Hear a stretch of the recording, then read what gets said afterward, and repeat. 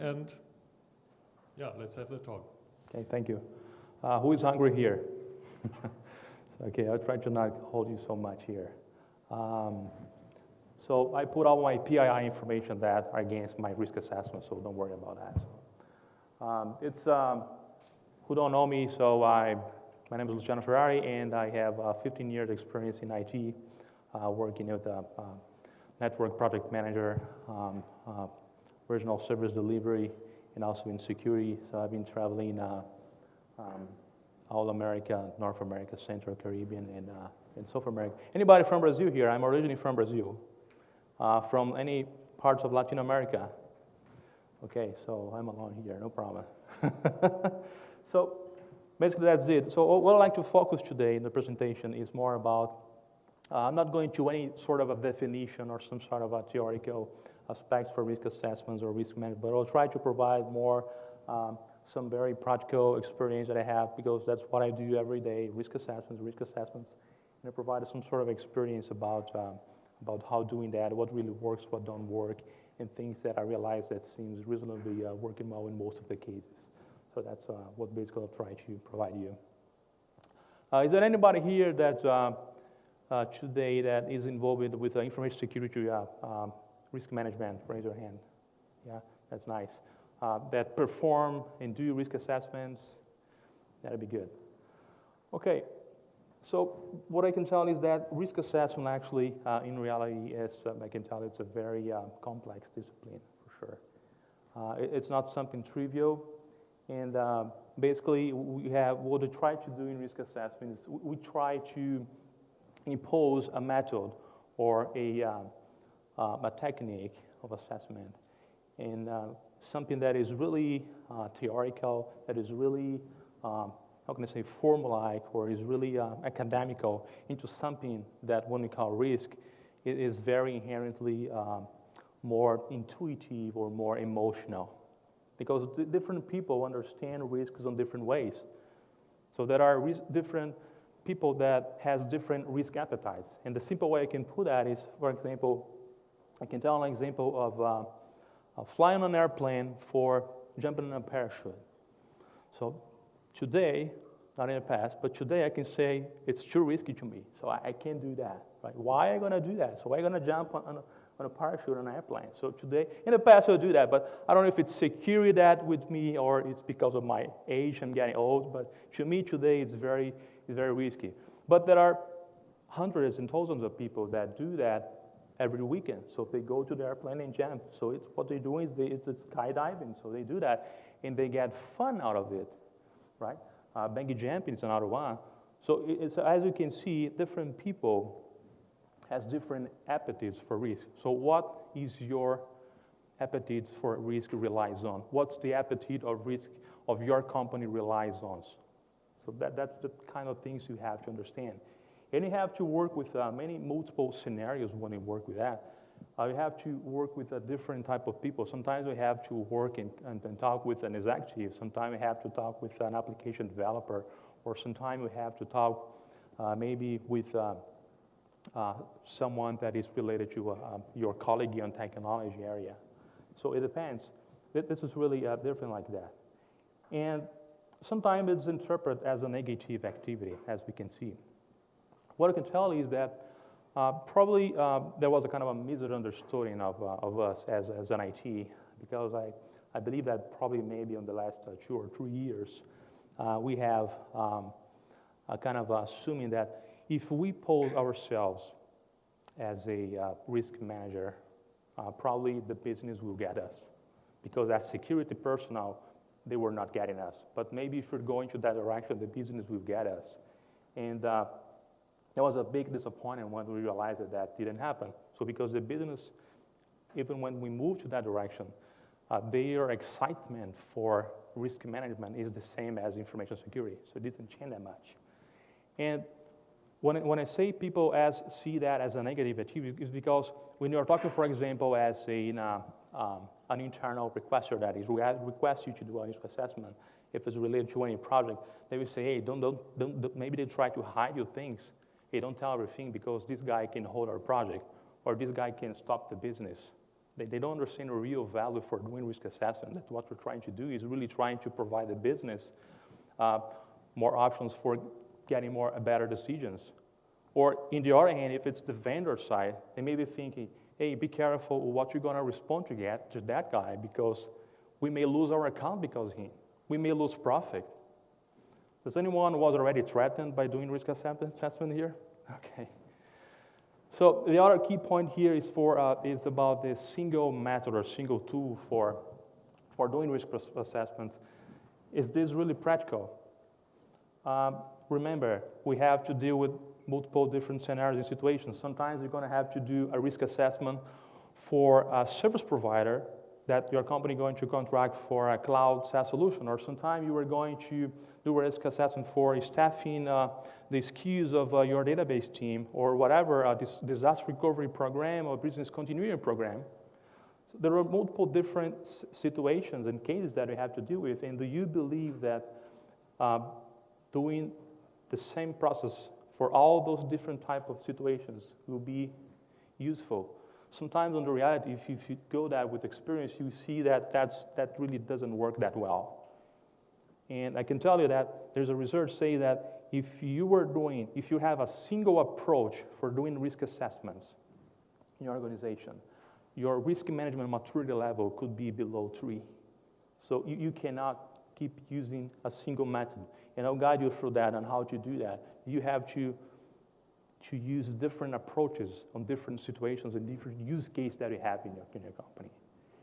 And the other thing that's important is about that you have to develop some competencies for doing risk assessment. And there is no magic behind that. I will not lure you, but this comes with experience. But what I can tell you is that, and it's not only deciding what should be the best approach for doing risk assessment, because you figure out by experience, but the key one that I have to deal with is assessing the information, assessing the situation, assessing your cases, because that is a key competence that will make a difference when you do risk assessment. I'll explain that. Sometimes you have to spend maybe 3 weeks or 4 weeks doing detailed risk assessment of a thing that have to do that. But there are other situations that you only need a couple of hours or a day for doing a risk assessment. And you need to know what will be the difference. You need to know when you have to use one approach and another approach. That's the key competence. And that comes with experience, because if you do that wrong, that will cause a lot of problems. Imagine a situation, if you're doing a risk assessment, if you're trying to impose a risk assessment that for 3 weeks, a very detailed one, 4 weeks, 1 month for risk assessment for a situation that requires only a couple of hours or a day or two to do that, your business go back to you and you say, I'm sorry, but you are wasting our time. I cannot spend so much time. On the other way, if you're trying to impose a 1 day or 2 or a couple of hours on a risk assessment that requires a more detailed one, the business will go back to you and say, I'm sorry, but you are completely superficial. You don't know what we need. You don't know what you're doing. So that's the key competency that we have to develop when doing risk assessment. But how we do that, how we categorize that. So that's what we have to do. Remember that standardization is good, right? Consistency is normally IT people like to do that, and that's something that is good, and you reduce your complexity, and consequently we reduce your risk. And as I told you, experience is a key element. But what you have to do is you have to categorize your cases that you have. You have to try to think of all the situations, that you have to deal with, and try to group them together. And this will help you. And I'm going to guide you through some examples here, and I'll provide some demonstrations here. So on this chart, you can see basically the 3 steps for risk assessments that you have to do. This is a very simplistic one. The step 1 is getting information. You need to understand what you're going to do, what you're going to do, analyze, get information. Then you do the risk assessment by itself, which is the analysis one, and the report. That is how do you document, how you provide the results, how you communicate that. So that's the report. And what you have to do here, when I talk about grouping, when I talk about selecting multiple ways for doing risk assessment, you have to figure out what approaches you have to do for each of these 3 steps. not only for the assessment by itself. So what approaches I'll have to do for, what are different types of approaches I have to do for getting information? What are approaches I have to do on this particular case for doing the risk assessment by itself? And I'll give you some examples again. And what are approaches I can do for doing the report? That's what I have to do. And if you do that, so then before you should be starting doing some kind of an inventory of all of your methods that you could be using. And then you can create your own what I call set of toolboxes that you're going to use for doing risk assessments. So again, this is very simplistic. This is just a way to understand the concept. So if you understand the concept behind that, the logic behind that, you're going to be able to do those categorizations and how to do that in your organization. But this is just for you to understand the concept. In real life, this is much complex than that. It's not very easy. But I provided some tips. So the first one, analyze primary use case that you have. Try to understand and categorize similarities of situations, of cases, and group them, and try to get 3 or 5. And then you try to map them against what are the assessment models you have. Then you develop how you evaluate, what would be the evaluation criteria for those ones. And then the last step, you select the best tools and approach that you have to do that. And for exemplification, I can have here some scenarios. So you can have some cases that you may already have been categorized here. Again, so this is not that we have to do this way. It's just some examples, just for you to understand the logic behind that, because you have to do your own categorizations, your own process. But for example, let's say that a procurement or a project one compared with a ERP, a BCP, for example. For getting information, I decided for the procurement project to use one-to-one interviews and scenario planning, and using a risk inventory. And I decided to do a quantitative access on this time using automated calculation. And for producing the documentation and then expressing the results, so I decided to do an absolute scalar single loss expectation. That's how I prefer to communicate that. But compared to DRP, BCP, for example, I decided to do a survey questionnaire, use vulnerability analysis and threat inventory, and instead of this time, I decided to do a qualitative assess with a what-if modeling that makes more sense when you're dealing with a BCP, DRP. And to express the result, I'm not doing an loss expectation, but it would be making more sense to provide different scenarios to express that. And when you get the logic, when you understand that, and then you can go to the market and try to use something. I'm not going into details here, but when you have that logic, you understood that information, then you go back to the market and choose and select the proper tools that you can be able to use and try to understand how they fit into exploring. And I mean, what exploring is the getting information process, and how can this tool apply to the assessment by itself, and how can you deal with expressing the results or documenting for you or communicating the results. So I'd like to put this gap here. I don't know why I put that one, but well, I like this because I remember when you watch the Alice in Wonderland. So I like when Alice was a kind of she was not knowing where she was going.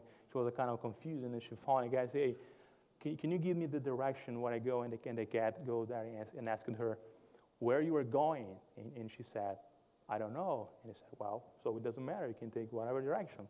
So that's basically, I like to do that analogy, because if we don't know what to protect in our organizations, if you don't know where is the critical data, how can you protect it? It's a question that I have to deal with every day.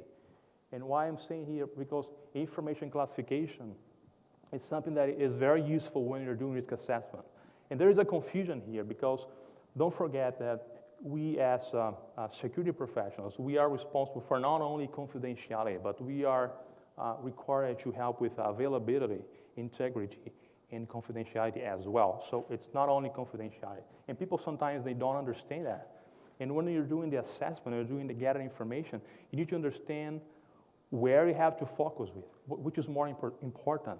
Because sometimes we're dealing with a situation that we are dealing with privacy information, that we make sure that's kept protected.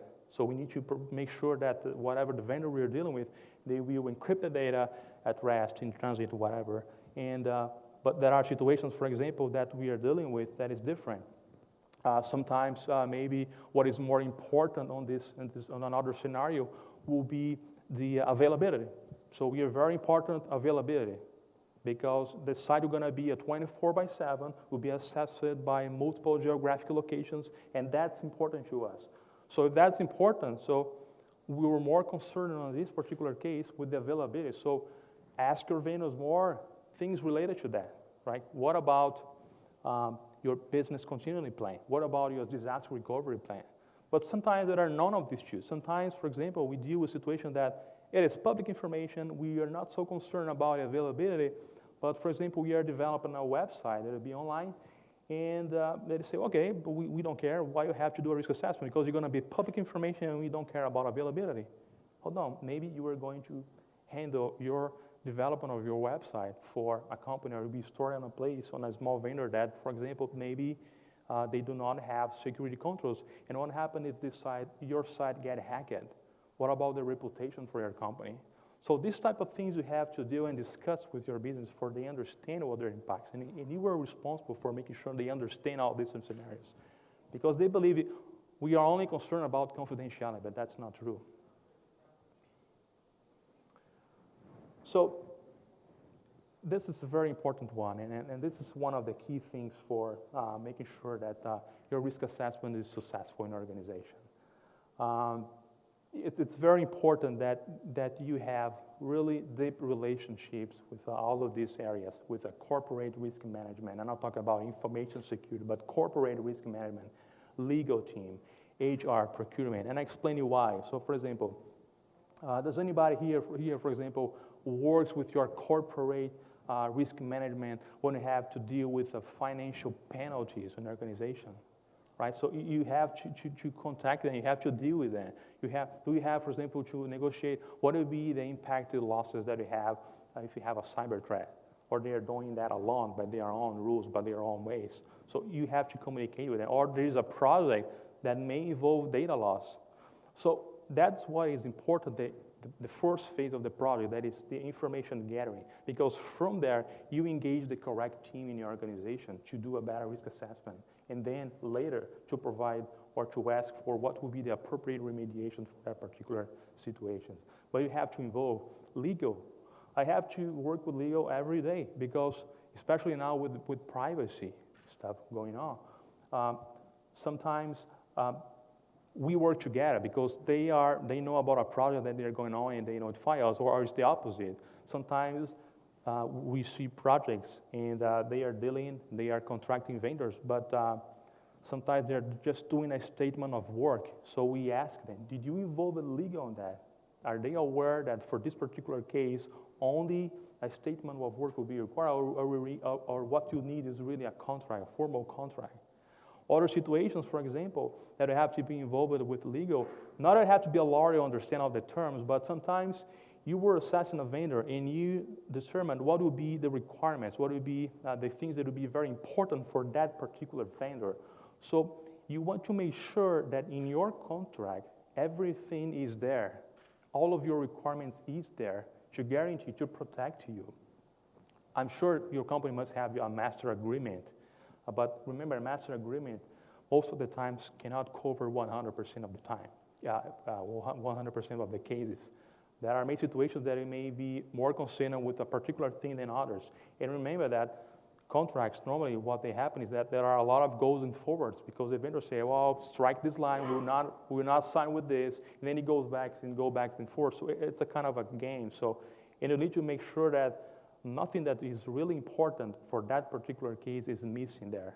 So we need to make sure that the security requirements that vendor will have to rely, they are there in the contract. So that's why you have to be engaged with legal. HR, the same thing. So do you know what are the non-disclosure agreement that your employees are signing? So are you working together with HR for that?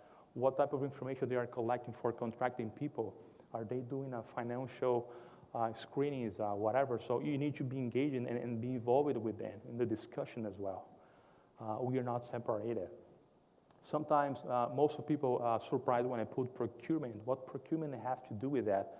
But I can tell you, After involving procurement, you don't have an idea of the increased number of risk assessment you're going to have to do.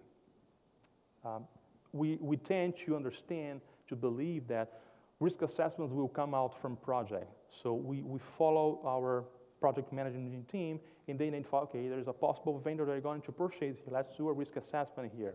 Okay, but how many times I realized that we have contracted vendors that do not follow the process, the regular project management process. And hey, how you contract them? Do you follow what project this vendor is related to? Oh, no, that's no project, because the business decided to run that independently, funding that independently. Does that happen only with me, or only with me?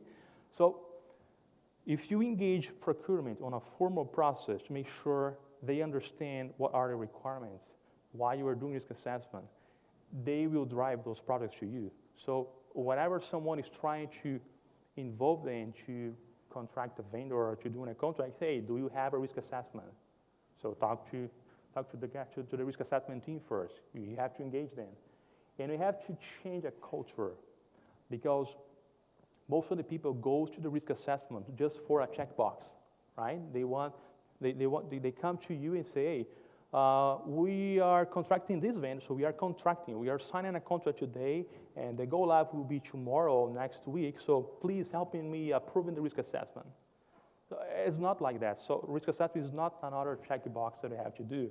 Risk assessment, they have to understand that is a process that you can use in your organization to help providing the business a better decision point of view in terms of selecting the vendor.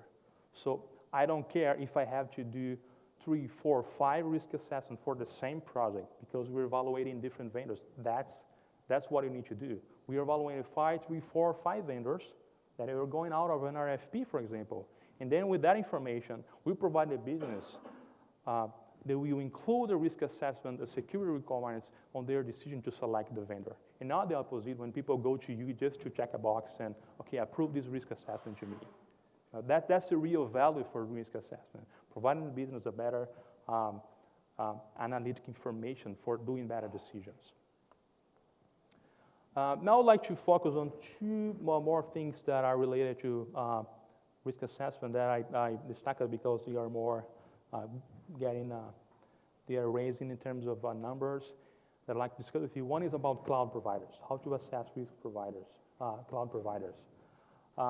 You can see for this slide that there's a lot of different types of cloud providers, and depending on the type of cloud provider, you're going to have to be more concerned or less concerned. So if you're talking about on the left side, on the 2 extremes, it's a completely dedicated, 100% a dedicated IT, not in the cloud. Your concerns, you can see, are less than, for example, you're considering an opposite one that is a public SaaS cloud provider, that you're going to make sure everything that they are taking care of are okay. Remember that accountability cannot be outsourced. Now, the key thing for dealing with a cloud service provider actually is related to contracts. It's related to master agreements, SLAs. What I can tell you is that don't do it yourself. When you talk about cloud, nothing is guaranteed. There is no such as SLA also. So if you sign it, so I ask you to go back and look at your contract if you have a service provider, and look at the details of the contract, because there is no such as SLA for anything. And normally what they provide to you is something related to, okay, this is our SLA. It's valid normally for 30 days only after a change happened on the environment. So the number changes, and the number changes periodically, and you don't know what's your real SLA when you need that. And you need to be aware of that. You need to understand that, because when something breaks, and things will break, right? Do you understand what to be the responsibilities of the service provider and of you also? What would be what your IT teams will have to do? All the steps that they have to do. What is expectations from both sides when something happens? You need to be aware of that. Another big issue when we are dealing with that, with cloud service, is about this kind of change that we have. So this is feasible if you look at the chart, how big is the issue. We contracted a vendor A, but that vendor subcontracted another vendor B that in that one subcontract a vendor C for storage and a vendor D for infrastructure, and it goes forwards. And if just one thing get broken, your service may be affected. So if the HVAC solution provider breaks, or if who is providing the power for you breaks, your service may be affected. And do you understand all of that information? Do you understand all of that situation? That will be important. So do your questions for the question. I'll not go to the question, but ask your questions that is there. There is another situation that is not related to cloud about changes also. So this change does not apply only in the cloud. And I can give you an example. Sometimes you contract a vendor for collecting PII information for a kind of research or a survey, but actually you're not contracting that. You're contracting an agency, especially in the marketing, right? You contract an agency, and that agency subcontract others. One will be develop the site, other will be the storage, and etc. And then there will be another one that will be in touch with the PII data also. That will use that data to deliver a product for the consumer, for example. So everybody on the chain will have access to the PII data, to the data that should be protected. So are you aware of that? So normally what I do in all of those cases, this case and this case here, so I ask for a risk assessment for all of them. So we need to assess, we need to understand all of them, and then we put on our inventory. So I have a big list of inventory. I don't care if I do risk assessment for a vendor that I don't use, but it helps because if in the future someone will try to look for a specific type of vendor, they go to that list, hey, I see you already assessed this vendor. So instead of going to a different one, let's go for this one that was already assessed if they are running out of time. But it helps you to do. But look at that question. So will you be notified when parties change, right? This is something maybe you should be putting in contract also. Does your contract require all parties to comply with, right?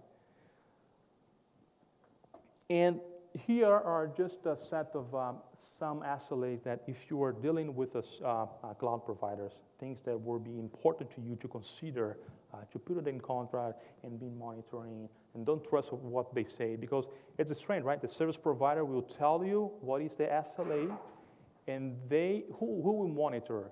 Will be you that monitor, or will they yourself will be monitored? So it's strange. So they will say what will be the SLA, and they will be monitoring and present what was my SLA, what was my real number. So you should be trying to be able to monitor also if possible. It do not be possible. It's a difficult one, but you need to be aware of that also.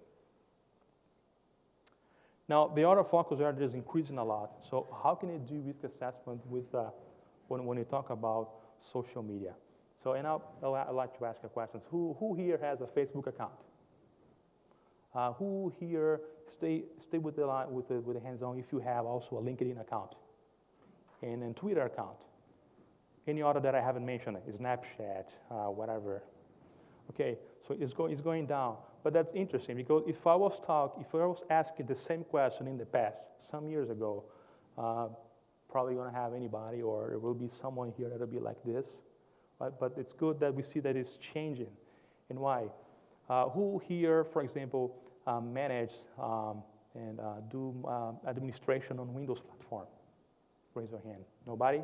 Come on. Nobody will do any.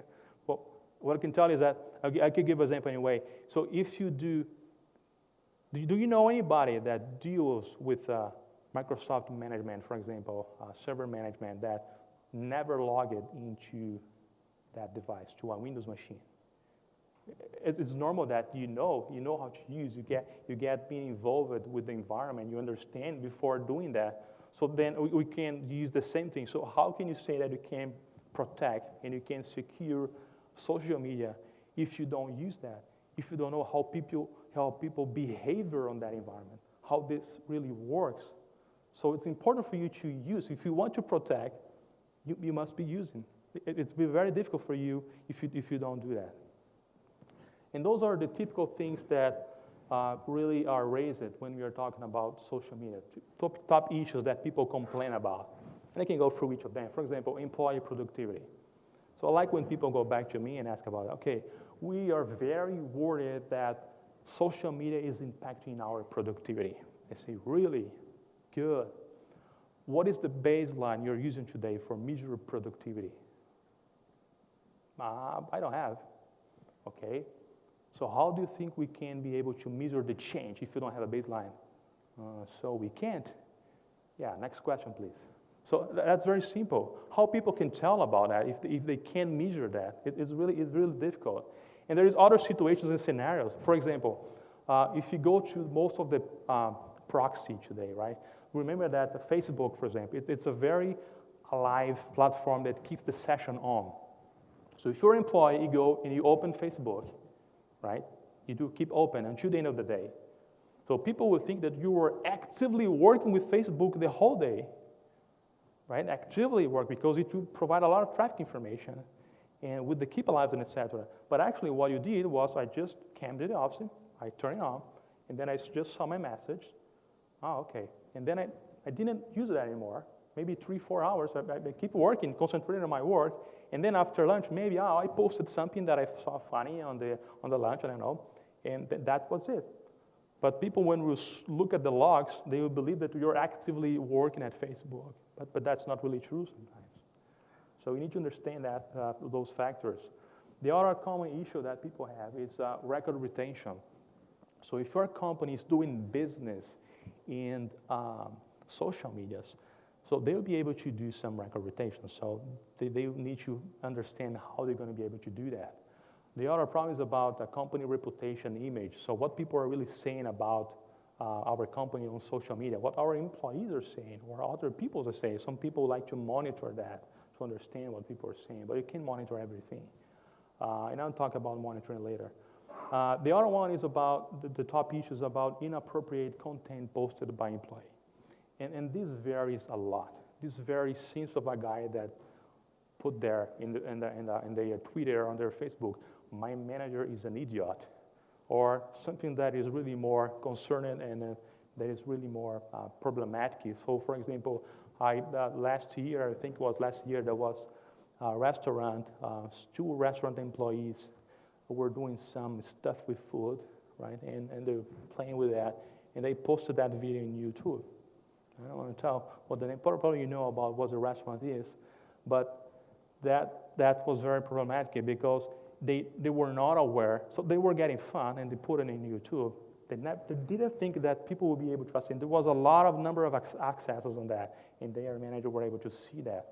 And they were charged because they was not aware about the number of laws they were breaking, starting, for example, with guidelines for preparing food and stuff like that, and hygiene, and so that was really bad. So that's another concern. The other one is about compliance with regulation and law. So how can I be relying be under regulation and law in the social media? Isn't it tricky? Isn't it difficult? That's another concern. And one of the most concerns, the top one, is about what is my real risk? So what is the real risk for me to have my data in the social media?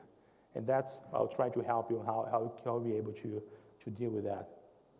So we're going to have to monitor somehow, but how and what to monitor. So 3 steps again. So analysis, assessment, and mitigation. And what happened is that for social media, most people will jump directly to the mitigation. They do any analysis on any assessment, they say, okay, that's what I have to do. And they go to the mitigation process right away. And that's a problem. Then they see that it doesn't work. It doesn't work properly. And they have to, maybe going to have to go back and do some more analysis.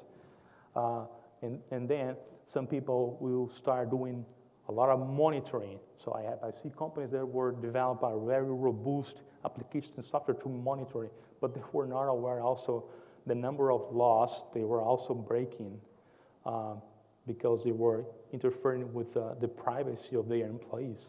And you talk about that, it may vary a lot. Here in Vienna, for example, it may be very different from someone that is working or have an office in US or in China or in Singapore. It's different. You need to be aware of that as well. So when you start monitoring, The better word for that maybe would be surveillance, right? Because that's what we're trying to do. So the tip that I can provide here to you is that what you can do is try to understand what is, try with small steps. Before, imagine if you have a company that has 10,000 employees. Do you believe you'll be able to monitor all those 10,000 Facebook accounts? Have you calculated how many terabytes, petabytes you have to be with all the messages? It will be impossible. But what is really important on social media is to understand what to assess, what is important, what will be the important information to you. So try monitoring small, some samples to understand what's going on here, and then you'll be better understanding how to assess and how to mitigate. But you have to do some sort of monitoring to understand what you are dealing with. But you can't go that wide. Go with the steps and focus areas, different areas. So some action plans for social media. Don't wait for a call for your marketing to get involved. Think about social media as your most popular cloud platform. Integrate your social media process with the risk assessments and accept the reality that your enterprise has social risks to manage. It has for sure. Even if you think, oh, we don't use that. Anyway, so you have risk involved in that.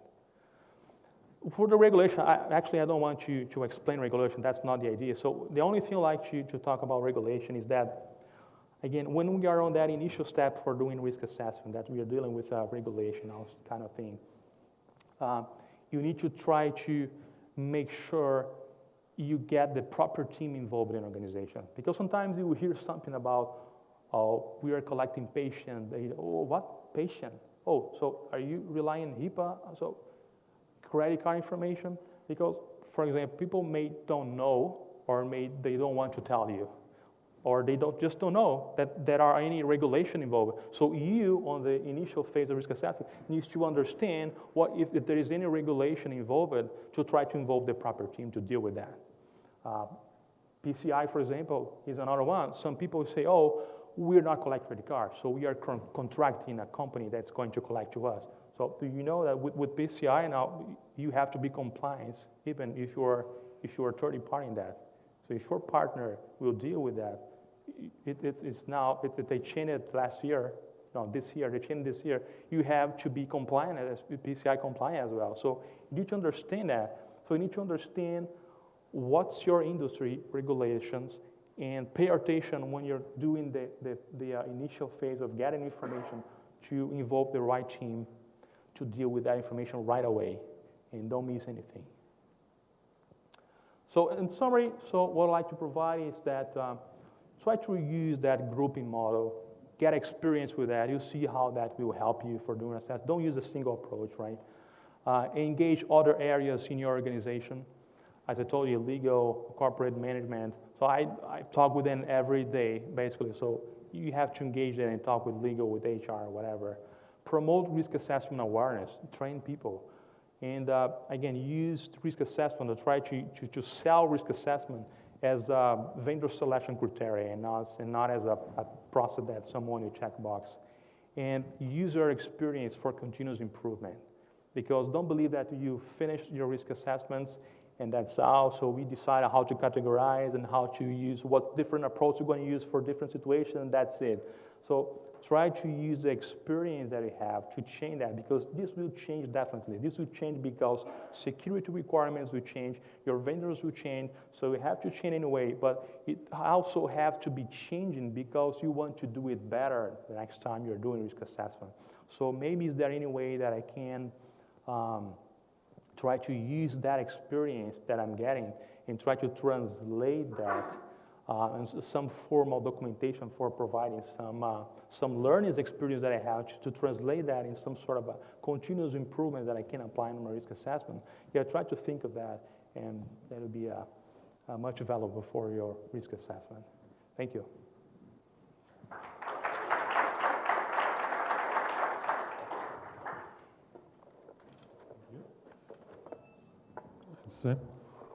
Questions from the audience?